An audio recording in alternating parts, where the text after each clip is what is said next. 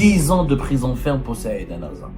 Des peines de 8 ans à 5 ans de prison ferme pour 4 de ses enfants. Quand on voit ce qui s'est passé dans l'affaire de Saïd Narza, comment Saïd Narza a été puni, brisé, c'est ça l'originalité de cette triste et sinistre affaire. Et c'est aussi son côté tragique. C'est que Saïd Narza n'a jamais été l'ennemi de Tebboune. Abdelmajid Tebboune, le président actuel, et Saïd Narza, cette femme, était l'amie de Tebboune.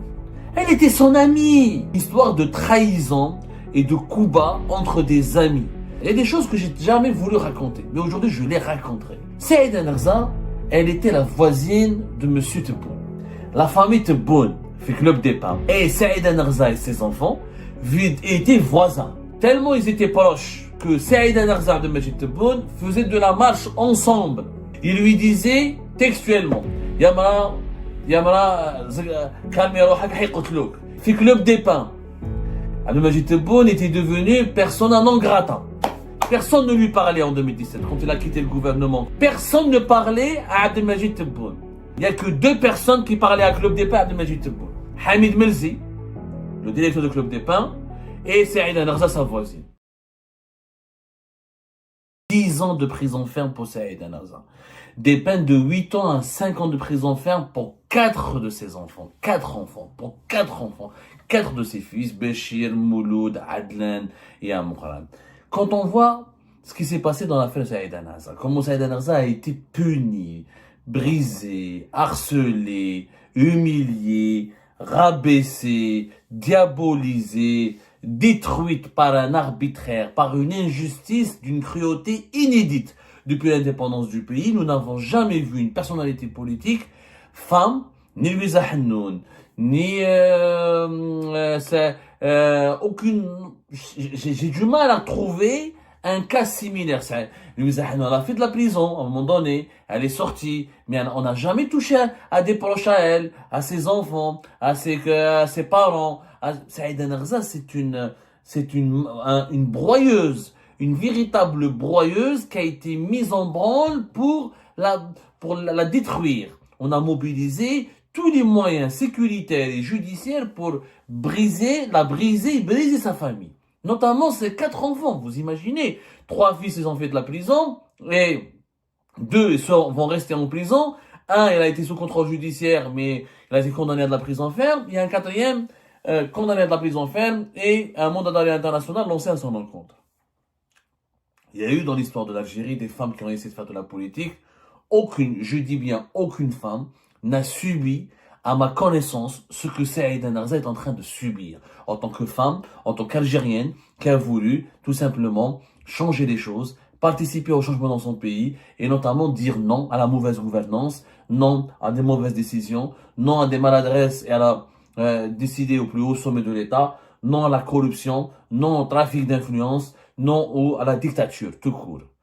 Saïd Narza, quand on voit comment le régime Tebboune l'a traité, on a l'impression qu'elle est devenue une opposante virulente, l'ennemie du régime, et qu'elle est une radicale, une dissidente, une opposante dangereuse qui menace la stabilité du régime et sa sécurité.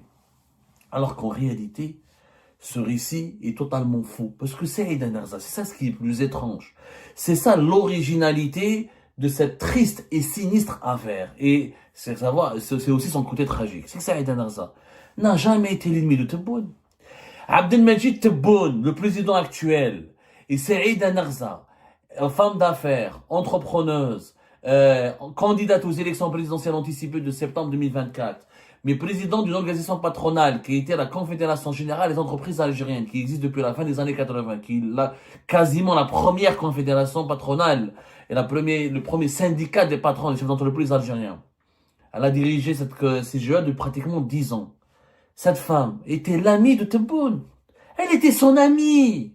Elle n'a jamais été son ennemie. C'est ça le côté tragique. J'ai l'impression de vivre une pièce de Shakespeare, une histoire de trahison et de coups bas entre des amis.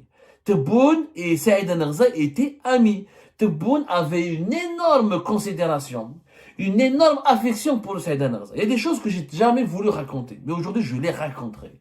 Je vais les raconter parce il faut que les Algériennes et les Algériens sachent la vérité sur cette histoire, sur cette histoire sombre, sur ce scandale, méga scandale judiciaire d'une injustice absolue. Saïda Narza, elle était la voisine de Monsieur Tebboune. La famille Tebboune fait Club des Pins. Et Saïda Narza et ses enfants étaient voisins. Ils habitaient dans la même zone d'A Club des Pins. Saïda Narza, elle louait une villa qu'elle payait elle-même au sein de la résidence d'État du Sahel depuis l'époque de Melzi. Hamid Melzi, Allah yadakro بالخير. Monsieur Melzi qui est connu, extrêmement connu, qui a autant d'adversaires que d'admirateurs. On peut lui reprocher tout ce qu'on veut, sous son règne, la résidence d'État du Sahel, du Club des Pins, était bien gérée, malgré tout ce qu'on peut lui reprocher. Saïda Narza, je dis bien, et la famille Tebboune étaient voisins. Les enfants de Saïda Narza étaient les amis, les enfants que la justice algérienne condamne aujourd'hui à la prison ferme pour une pseudo-affaire de corruption électorale et politique où il n'y a aucune preuve, il n'y a ni queue ni tête, ni aucun sens, ni le mode de fondement. Ces gens-là, que la justice algérienne voulait emprisonner, ces enfants-là, que la justice algérienne veut emprisonner de 5 à 6 ans, donc jusqu'à 8 ans, jusqu'à 8 longues années de prison ferme, étaient les amis des enfants de Tebboune. En 2016 et en 2015, surtout en 2016, l'année durant laquelle Saïda Narza dénonçait Ali Haddad, dénonçait les Koninef, elle dénonçait les oligarques et leur pouvoir occulte et non constitutionnel et leur influence malsaine sur le gouvernement et sur la présidence de Abdelaziz Bouteflika, de 2015 à 2016. En tant que porte-parole, présidente, elle était numéro 2 de la CGEA, elle est devenue présidente de la CGEA. Elle a remplacé Habib Yousfi, qui était le fondateur de la CGEA. Abdelmajid Tebboune et Ramtan Al-Amamra étaient les deux seuls ministres à l'époque de Bouteflika qui acceptaient de parler à Saïda Narza et qui ont gardé un bon contact avec Saïda Narza. Mais contrairement à Ramtan Al-Amamra, Abdelmajid Tebboune est devenu ami avec Saïda Narza parce qu'il la soutenait, parce que Saïda Narza et Tebboune avaient le même combat, les mêmes valeurs et la même vision. Les deux n'aimaient pas les oligarques Ali Haddad et les compagnies. Les deux n'appréciaient pas Saïd Bouteflika. Les deux pensaient, affirmaient que Bouteflika Abdelaziz était malade et pris en otage par ses oligarques et son frère et son mauvais entourage. Ils avaient la même vision. La même vision. Tellement ils étaient proches que Saïda Narza et Abdelmajid Tebboune faisaient de la marche ensemble. Saïda Narza et Abdelmajid Tebboune, وإذا نكذب ربي حاسبني. Des témoins oculaires, ou les Club des Pins, les enfants de Club des Pins, les personnes originaires qui ont habité, les résidents de Club des Pins, peuvent témoigner et confirmer tout ce que je dis. Ici, ils s'aventurent à démentir, j'ai des témoins oculaires qui peuvent parler, attester et le prouver. Donc, c'est pas la peine comme on dit, arrêtons de mentir et de vouloir absolument obscurcir la vérité par des mensonges interminables et infinis. Saïda Narza et M. Abdelmajid Tebboune faisaient de la marche ensemble. Et à l'époque, Tebboune avait peur pour Saïda Narza. Il lui disait textuellement, il lui disait, ma chère, protège-toi, protège ta famille, ils sont capables de te tuer. Il faisait référence à Ali Haddad et aux autres oligarques et aux autres compagnons et amis de Saïd Bouteflika que Saïda Narza dénonçait ouvertement. Il lui disait, je travaille au gouvernement, je les connais, je connais leur pouvoir de nuisance, je sais ce qu'ils sont capables de faire. Il marchait, il faisait de la marche avec elle à Club des Pins. Quand il était arrivé Premier ministre, Saïda Narza a soutenu Tebboune. Quand il était confronté au pressing, au forcing, au lobbying des oligarques et qui voulaient convaincre, qui ont tout fait pour enrouler, entraîner Saïd Bouteflika et le pousser, l'inciter à limoger, à démettre de ses fonctions Abdelmajid Tebboune et à l'empêcher de rester au pouvoir. Elle a soutenu Abdelmajid Tebboune. Le Club des Pins. Abdelmajid Tebboune était devenu persona non grata. Personne ne lui parlait en 2017. Quand il a quitté le gouvernement, quand Saïd Bouteflika s'était retourné contre lui, que les oligarques Ali Haddad et les autres ont failli orchestrer, ils ont voulu même l'emprisonner. Et quand son fils est entré en prison, dans l'affaire de Kamel Bouchi, en été 2018, personne ne parlait à Abdelmajid Tebboune. Personne. Il n'y a que 2 personnes qui parlaient à Club des Pins à Abdelmajid Tebboune. Hamid Melzi, le directeur du Club des Pins, et Saïda Narza, sa voisine. Ou quelques amis qui ont eu joué à Club des Pins. La majorité écrasante des résidents de Club des Pins, quand ils voyaient Tebboune, quand ils sortaient dehors faire de la marche, ou là aller sentir l'air, ou là fumer sa cigarette, ils changeaient de route, ils changeaient de destination, ils changeaient de trottoir, où il évitait de croiser son regard. Croiser le regard de Tebboune à l'époque, Tebboune était devenu un pestiféré. Croiser le regard de Tebboune à l'époque était déjà dangereux, parce que ça pouvait valoir des réprimandes, et on pouvait se retrouver dans le viseur, le collimateur de Saïd Bouteflika, de l'Ihdad et des autres. Saïd Narza قعدت معاه une amie. كانت تعرضه تهدر معاه, elle entretenait des relations avec les membres de sa famille, etc. Elle a été d'une fidélité, d'une loyauté à son égard absolu. Et d'ailleurs, il lui a toujours de bon témoigné son reconnaissance. Lors des élections présidentielles de décembre 2019, Saïda Narza, son fils, l'un de ses fils, faisait campagne pour Benflis. Donc elle aurait pu soutenir Benflis ouvertement. Elle a refusé de soutenir Benflis ouvertement pour préserver son amitié avec Abdelmajid Tebboune. Et elle leur a dit, vous avez, quand elle était approchée par l'entourage de l'état-major de l'armée, quand elle était approchée par la presse, quand on était approché surtout par les responsables de l'institution militaire à l'époque, elle leur disait, vous avez 2 lions, en parlant de Majid Tebboune et de Benflis. C'est-à-dire pour elle, elle refusait de prendre le camp de Benflis parce qu'il y a son fils qui faisait campagne pour lui, et elle refusait donc parce qu'elle voulait pas trahir de Majid Tebboune, et pratiquement elle a soutenu Tebboune plus que Benflis, pour être tout à fait sincère avec vous. Donc, Fahla, comme on dit, elle l'a soutenu jusqu'au bout. Quand il était devenu président, il l'a appelé plusieurs fois. Elle l'a soutenu. Elle partait le voir de 2020 à 2022.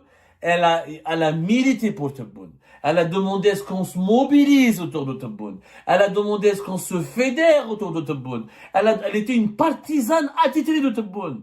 Au moment où nous tous, moi personnellement, je critiquais Tebboune, je trouvais pas que c'était un bon président, je remettais en cause son choix, quand il est tombé malade et s'est aggravé, je disais qu'il faut pas le garder comme président. Elle a été à l'opposé de ses positions. Mais vraiment, elle était partisan de Tebboune jusqu'au bout. Non, Tebboune ceci, il faut lui donner une chance, il a des motivations, je le connais, et elle appelait les gens, elle appelait même les détracteurs de Tebboune pour essayer de les calmer, de les convaincre de soutenir Tebboune. Elle a été d'une loyauté, encore une fois, et d'une amitié exemplaire à son égard.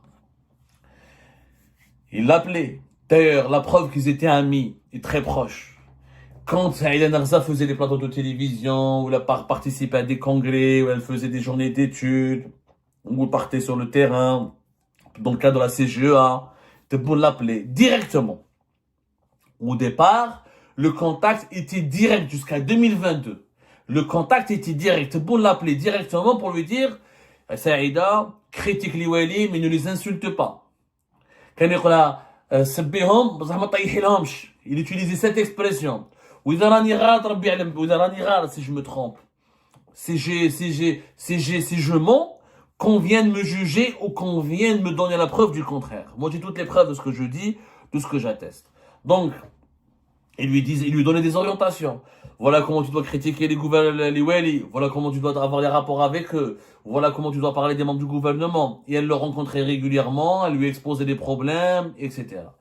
Tout a changé en 2023. En réalité, ça a commencé à changer depuis la création du CREA en 2022. Et à partir de 2023, l'entourage de Tebboune a commencé à manipuler Tebboune et à dissuader Tebboune de maintenir et de garder cette amitié avec cette personne qui est devenue encombrante, gênante. Pourquoi encombrante, gênante? Parce que contrairement à tous les autres membres de l'entourage de Tebboune, qui disent que du bien de Tebboune, de ses actions, de sa gouvernance, qui lui disent que des bonnes nouvelles, qui le vénèrent, qui le traitent comme un roi, Saïda Narza a continué à traiter Tebboune comme un ami d'abord, comme un président. Oui, mais un ami d'abord, c'est-à-dire en lui disant toute la vérité. Elle lui a rapporté toute la vérité, rien que la vérité. Et je vous raconterai des dossiers bien précis où Saïda Narza a fait des interventions contre les conseillers de Tebboune, notamment Hamadash, le secrétaire particulier de M. Tebboune. Hamadash, j'ai oublié comment, à chaque fois je l'oublie. le secrétaire particulier de Tebboune, Hamadesh, il ne portait pas du tout Saïd Narza dans son cœur. Pourquoi? Parce que Saïd Narza, elle intervenait plus à Amirouche Hamadesh. Voilà, Amirouche Hamadesh. Je suis désolé j'ai oublié. Amirouche Hamadesh. Elle se plaignait régulièrement de lui. Je vous donne un exemple. Il y avait un ancien ministre de l'Agriculture, c'est un dossier que nous allons révéler bientôt dans une autre émission, qui avait été mis sous pression par Amirouche Hamadesh, qui lui a demandé d'intervenir dans un dossier bien précis et d'appliquer certaines instructions en faveur d'une puissance étrangère, d'ailleurs. Le ministre de l'Agriculture, qui était en poste à l'époque, et qui connaissait Saïd Narza, il voulait pas abdiquer, il voulait pas céder à ses pressions. Il s'est même disputé avec Hamadesh Amirouche. Il lui a dit, écoute, toi t'es qu'un secrétaire, tu n'es pas le président, ce n'est pas à toi de me donner des instructions. C'est au président, c'est le président de la République qui me donne les instructions, il n'a qu'à m'appeler lui-même. Eh, mais j'ai un secrétaire, un secrétaire, il gère un État. Même dans les pays les plus arriérés. Et comme Madame le ministre de l'Agriculture connaissait l'amitié entre Saïd Narza et Tebboune, il l'a interpellé. Il lui a demandé d'intervenir, comme l'ont fait beaucoup de membres du gouvernement, comme l'ont fait beaucoup d'ouali, comme l'ont fait beaucoup de chefs d'entreprise qui étaient menacés, intimidés ou victimes de chantage exercés par les membres de l'entourage de Tebboune. Surtout Hamadesh Amirouche, que je cite nommément, et qui est pour moi le principal responsable de cette cabale judiciaire et de cet arbitraire qui s'est abattu sur Saïd Narza et sa famille. Saïd Narza, au nom de l'amitié qu'il a liée à Tebboune, elle partait directement à la présidence et lui racontait ce que Amirouche Hamadesh, les plaintes que lui faisait parvenir plusieurs acteurs économiques et politiques contre son propre secrétaire particulier. L'entourage à Tebboune, qui chefouha, Belioulet, l'ambassadrice et l'émissaire attitré auprès du président de pas mal de personnes et d'acteurs économiques et politiques qui en avaient marre de leur comportement, qui subissaient leur chantage, leurs intimidations, leurs menaces et leurs ingérences et leurs interférences, et ben qu'est-ce qu'ils ont fait? Ils ont créé des verrous, ils ont verrouillé l'accès à Tebboune, ils ont tout fait pour empêcher Saïd Narza pour qu'elle puisse continuer à rencontrer Tebboune. Ils l'ont mis à côté, ils ont privilégié Kamel Moula, où à chaque fois que Saïd Narza voulait demander à voir Tebboune, il n'y a plus de contact, ensuite plus d'appels téléphoniques, ensuite Tebboune en a commencé à le manipuler. Ils ont commencé à l'entraîner, à l'endoctriner, à lui dire, Saïd Narza va te trahir, Saïd Narza n'est pas fidèle, alors que il y a 2017, quand Sabha Huwa, il n'a trouvé personne d'autre que Saïd Narza durant sa traversée du désert. Mais le pouvoir a aveuglé Tebboune, son entourage, jour et nuit, et à force de l'intoxiquer avec de fausses et mauvaises informations. Saïd Narza est proche de celui-là. Saïd Narza dit du mal de ta politique. Elle dit du mal de tes décisions. Fais attention à elle. Tebboune rata aliha. 2023. Le divorce de Tebboune ou Saïd Narza a commencé quand? Il a commencé en 2023. Quand en septembre 2023, elle lui adresse une lettre où elle dénonce, où elle le met en garde contre les dérives et les dérapages de sa politique de redressement de sa politique de répression généralisée menée contre tous les chefs d'entreprise. À l'époque, rappelez-vous, de mai 2023 jusqu'à septembre 2020, jusqu'à pratiquement fin de l'année 2023, le régime Tebboune a mis en place le fameux comité de redressement fiscal, un comité interministériel qui englobait plusieurs ministères régaliens et d'autres ministères importants comme le ministère des Finances, de l'Agriculture, du Commerce, de l'Industrie et autres. Et on convoquait les chefs d'entreprise, on les soumettait à des auditions, et à des procès d'intention, alors que sans aucune procédure judiciaire, hors de tout cadre illégal, et à la fin de ces auditions, on leur assignait l'obligation de s'acquitter de certaines amendes, faute de quoi leur passeport serait saisi et ils encouraient des peines de prison. Une justice parallèle, expéditive, totalement arbitraire. Saïd Narza a reçu pas mal de complaintes et pas mal de, on va dire, de dénonciations et elle a été saisie par plusieurs chefs d'entreprise qu'il a supplié d'aller voir Tebboune et de l'interpeller pour que cette politique arbitraire et injuste et ce chantage cesse. Elle a fait son devoir, elle a fait sa lettre, elle pouvait plus voir Tebboune. Bengrina, Abdelkader Bengrina, il la contacte. Il lui a dit, pourquoi t'as envoyé cette lettre? Il y a madame, t'es président, la lettre elle est terrible, elle est terrifiante, elle est dure contre Abdelmajid Tebboune, elle est dure contre, alors qu'elle a envoyé la lettre à Tebboune. Bengrina n'occupe aucune fonction au sein de la présidence. Il travaille pas à la présidence, il n'est pas conseiller à la présidence. Comment il a su comment il a pu entendre parler de cette lettre? Comment il a lu cette lettre? Et comment cette lettre lui est parvenue? C'est tout simplement, ça prouve qu'il y a un pouvoir non constitutionnel à la présidence de la République. C'est à ce moment-là que Saïd Narza a décidé de rendre publique cette lettre parce qu'elle avait compris que Tebboune Malhkatouche, qu'elle n'est pas parvenue à Tebboune, que ses conseillers, que son cabinet lui ont caché cette lettre et qu'ils lui ont fait lire, qu'ils l'ont lu uniquement entre eux et qu'ils l'ont fait lire à Abdelkader Bengrina pour que Bengrina intervienne auprès de Saïd Narza et négocie avec elle sans silence. Et c'est là où le divorce a explosé, ou a éclaté, ou a été proclamé entre Tebboune et son entourage et Saïd Narza. Mais en réalité, Tebboune a été manipulé par son entourage, il a été poussé à trahir et à abandonner l'une des rares fidèles amies qui lui a été loyale jusqu'au bout. Et c'est celle-là l'histoire secrète de l'amitié entre Tebboune et Saïd Narza. Et ben c'est la fin de cette vidéo les amis, je vous remercie comme d'habitude pour avoir suivi jusqu'à la fin. N'oubliez pas de nous laisser vos commentaires et vos réactions sur la vidéo et de vous abonner à la chaîne si vous n'êtes pas encore abonné. Donc voilà, merci beaucoup pour votre soutien et vos abonnements. Et merci aussi pour vos commentaires et vos discussions très animées dans la section des commentaires. Donc, vous n'oubliez jamais de décortiquer bien un sujet sur tous les points qui ont été abordés dans la vidéo et ça fait vraiment plaisir moi-même je ne fais pas de commentaires, je m'appuie sur vous pour que vous puissiez bien expliquer les choses et en faire des discussions civilisées dans tout le respect possible. Donc voilà, merci beaucoup et à la prochaine dans une nouvelle vidéo. Au revoir.